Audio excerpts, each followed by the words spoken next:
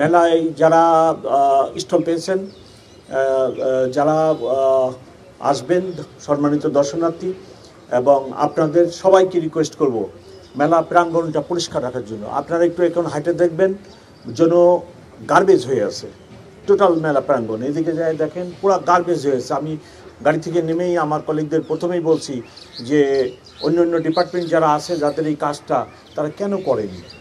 তো আমি দর্শনার্থী এবং যারা স্টল পেয়েছেন সবাইকে আমি আন্তরিকভাবে বিনীতভাবে অনুরোধ করব যে যিনারা আসবেন স্টল মালিক সবাই যেন যত্রতত্র এই এই এই পলিথিন ফেলে এই পুরা প্রাঙ্গণকে একটা গার্বেজে পরিণত না করে। আপনারা জানেন পরিবেশ অধিদপ্তর পলিথিনের ব্যাপারে অভিযান চালাচ্ছে। সেই অভিযান চলাকালীন সময়ে আপনারা ঘুরে দেখেন কি অবস্থা। আমাকে খুব মর্মাহত করছে এই পলিথিনের। দেখেন এইদিকে যে হাইটে দেখেন কি অবস্থা। আমরা পরিষ্কার পরিচ্ছন্নতার ব্যাপারে এত ইগনোর করি, এত উদাসীন। আমার গাড়ি থেকে নেমেই আমার কলিগদের আমি বলছি যে কী অবস্থা, টোটাল প্রাঙ্গণ গার্বেজ বানায় ফেলানো হয়েছে।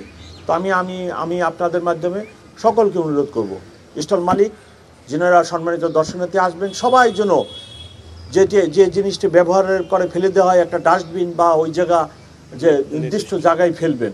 আমার অফিসে আমরা সমন্বয় সভা করেছিলাম, সেখানে বাংলা একাডেমির কর্মকর্তারা ছিলেন।